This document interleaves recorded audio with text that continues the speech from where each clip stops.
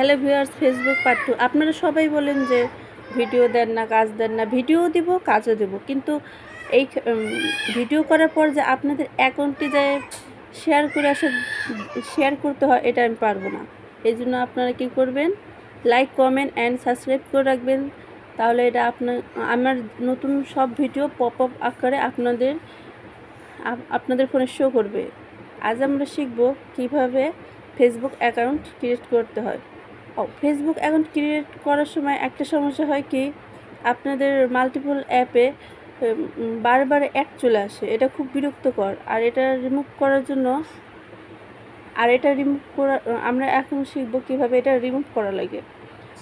আর remove করার জন্য প্রথমে যাব আমরা সেটিংয়ে।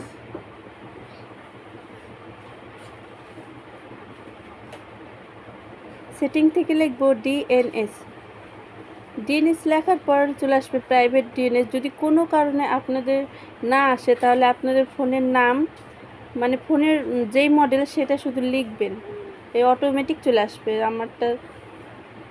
আমারটা চলে আসে ডিএনএস, প্রাইভেট ডিএনএস।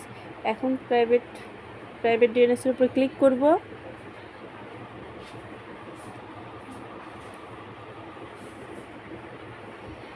আমরা এখন প্রাইভেট ডিএনএসের ডোমেইন সেভ করব। এই সবার নিচে ডিএনএস অ্যাড্রেস এর উপর ক্লিক করব।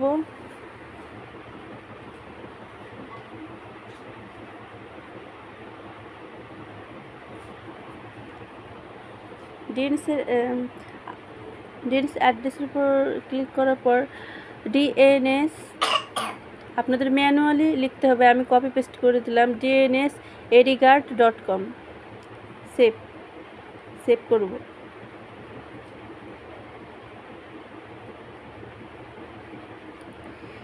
সেভ করার পর সেভ হয়ে গেল। এখন সমস্যা হয় কি, যখন আমরা ডিএনএস সেটিংটা দিই তখন ওয়াইফাই, ডাটা কানেকশন সব অটোমেটিক চলে যায়।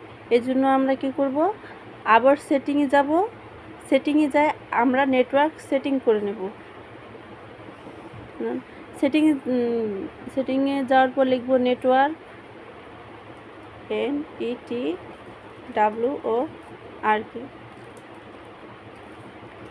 নেটওয়ার্ক লেখার পর reset network and Bluetooth setting, এটার উপর ক্লিক করব। বড় লেখাটার উপর ক্লিক করব। এরপর আমরা নেটওয়ার্ক সেটিং রিসেট করব। এই রিসেটের উপর ক্লিক করলাম।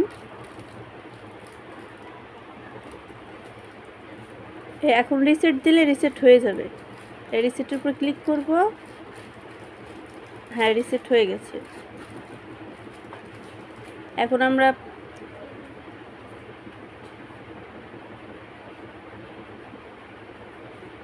আমরা আবার নতুন করে ওয়াইফাই হলে ওয়াইফাই পাসওয়ার্ড আবার নতুন করে সেট করে দেব। এখান থেকে আমরা এখন ব্যাক করব।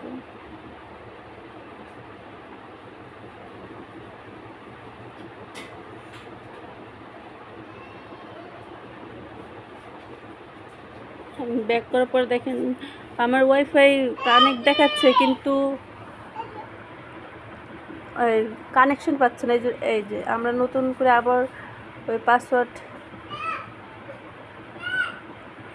অ্যাড করব। আমি আমারটা অ্যাড করছি পার্সোনাল। আমারটা অ্যাড করা হয়ে গেছে। ফেসবুক অ্যাকাউন্ট ক্লাস পার্ট 3-তে দেখানো হবে। ধন্যবাদ।